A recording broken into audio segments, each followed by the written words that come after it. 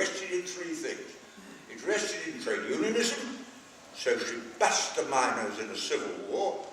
You know, miners are the most courageous and skilled people in the world, and she called them the enemy within. And she laid down trade union legislation that made it impossible. First of all, trade union legislation more repressive than in 1906 when the Liberals came to power, and she then made it impossible for workers to get the full fruits of their labour by restrictive legislation, and then said, don't worry, you can borrow. If you can't overweight it, please borrow, borrow. And that whole borrow and spend philosophy partly came out of the idea that workers could only live by borrowing. And of course, if you borrow, you enter a new form of slavery, the slavery of debt. I mean, people really ought to think about this. A young doctor graduates after, 7 years with a debt of £50,000, £60,000. Marries another doctor, £50,000, £60,000. 110,000, 120. Wants to get a mortgage on a house, what's that? Another 50, 170. If you would have that debt behind you, you are not going to cause any problem to your employer. It was a very clever system. Debt slavery is the reintroduction of slavery in a particularly subtle form because it appears to give you prosperity, but actually it puts you in the hands of your employers. And the second thing she did was to try to strangle local government. You remember Lambeth and Liverpool? Local government was a product of democracy, so she killed off any progressive local government. And local councils nowadays are given money by the Treasury, and they can only spend it the way the Treasury wants them to spend it. They are agents of a central bank, if you like. Then she attacked public ownership, privatisation, which is carried on ever since, because in public ownership you do have accountability for what you do, however imperfect it is, and it is an outrage that the railway should be allegedly privately owned when the shareholders are paid out of subsidies given by the taxpayer.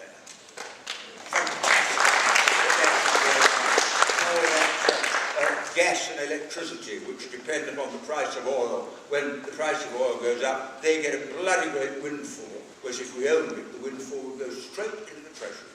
And I tell you, the richest country in the world, richer than America, is Norway. Why? Because they nationalised the oil.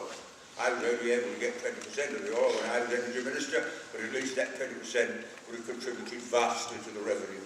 And the bank should be commonly owned. How can anybody argue that a system which absolutely feeds and has to maintain the industrial system and people's mortgages and so on, how can you leave that in private hands? It is, as has been said, a complete casino.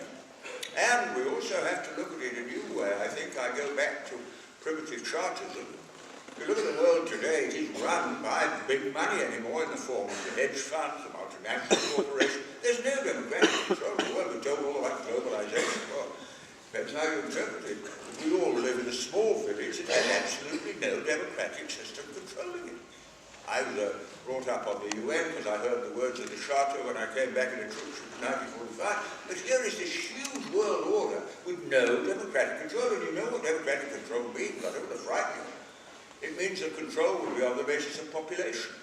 So instead of China now having at the UN one vote like Luxembourg, China would have, 2 billion votes. India would have 2 billion votes. We would have, 50 million votes? America would have 350 million votes. And it may seem a bit ahead of its time, but I tell you, if we don't build a world government based on the world population, proportionately represented, then the old boys will continue to run the world, and they will have to control the arms trade, control multinational corporations, and control imperial governments that want to get away with it. So, anyway, those are my thoughts as an old man on what we call this moment. So pleased that here we have an opportunity to discuss these things in the way we do. And the old trade union slogan, agitate, educate, organise, just about sums it up. You agitate for justice, you educate by explaining, as we're doing today, and you organise. Because the only people who really matter, in my opinion, are not kings, presidents, prime ministers, dictators, emperors. They all come and go like Blair and Bush. What matters in the world are the teachers who explain the world, and Marx is one of the greatest, and the movements that change the world. And if you think of it that way, then you're in a position to do the most important thing of all, which is to encourage people.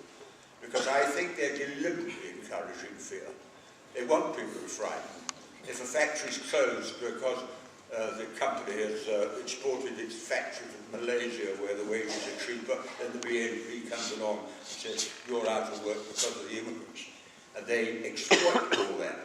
And we have to try and recognise that all the campaigns we get, they call them single issue campaigns, none of them are single issue. Every issue that we raise is a total issue. The war is not just about the killing, it's about the waste, it's about the injustice of diverting money from dealing with poverty into killing people.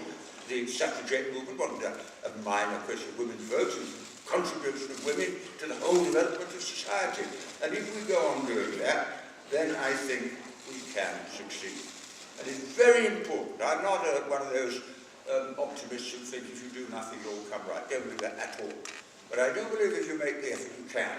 And whatever Obama does, and we don't know what he'll do, he did arouse in the hearts of the American people the belief that something A needed to be done and secondly could be done. And that is what the left should do, to give people hope, because hope is the fuel of progress, and fear is a prison into which we put ourselves. Comrades, thank you for listening.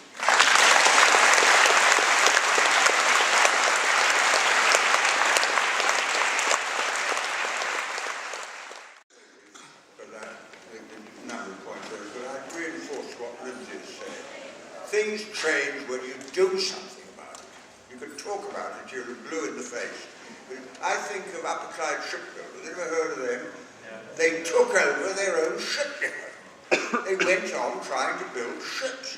And it had an absolutely revolutionary effect on people's minds. It was a democratic initiative. And I've always thought that if there's a railway strike, we should run the railways but not collect the tickets. That would teach a lesson. Or that if, for example, there's a school strike, you should teach the children who are doing the exams and open the rest of the school to become a revolutionary centre for what's going on in the town. You know, do things that actually register with people's minds. But you asked about 1945. Now, I don't think I'm just looking back on the party of which I've been a member 70 years, but let me just read you this. The great interwar slumps were not acts of God or blind forces. They were a sure and certain result of the concentration of too much economic power in the hands of too few men.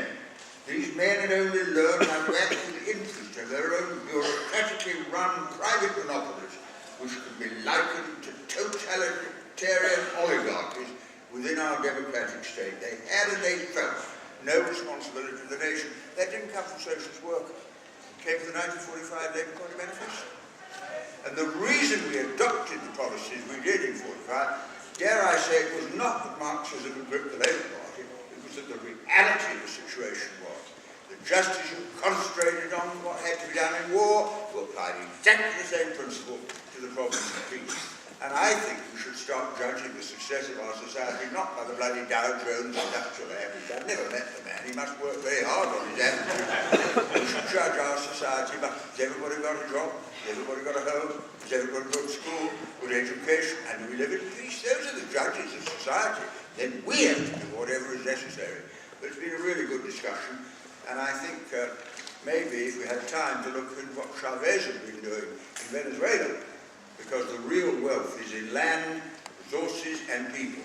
And if you can build a society around that idea, then you wouldn't have a repetition of what we've had. Thank you for asking.